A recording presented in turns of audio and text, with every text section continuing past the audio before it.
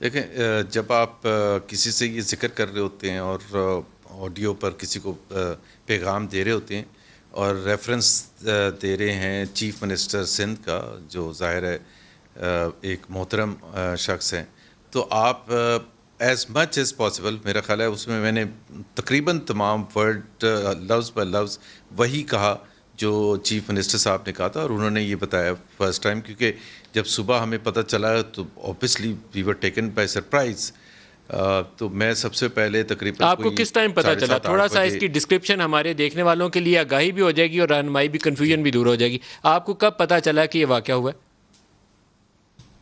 یہ تقریباً مجھے کوئی 7:15 بجے صبح پتہ چلا تھا. میرے پاس میسج آیا تھا کہ جی ایسے ہوا ہے. ظاہر ہے اسے پیچھے تو کچھ بھی نہیں پتہ تھا کہ کیوں ہوا ہے، کیا ہوا ہے، اینڈ میسج کس نے کیا؟ مریم صاحب نواز ہیز نے بین میسج کیا؟ اریسٹڈ. جی مریم نواز، ظاہر سی بات ہے، وہ تو عینی شاہد تھیں تو انہوں نے کیا تھا.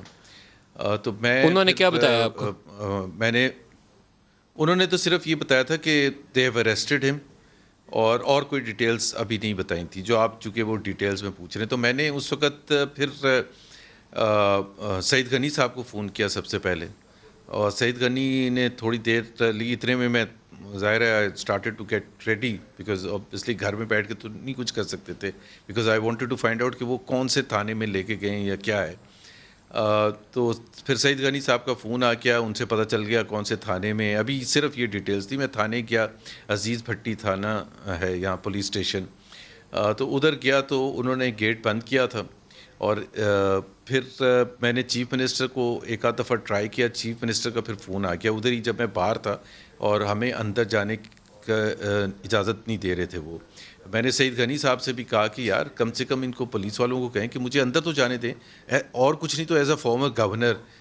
لیکن نہیں اجازت دی گئی، کوئی آیا نہیں بات کرنے کے لیے.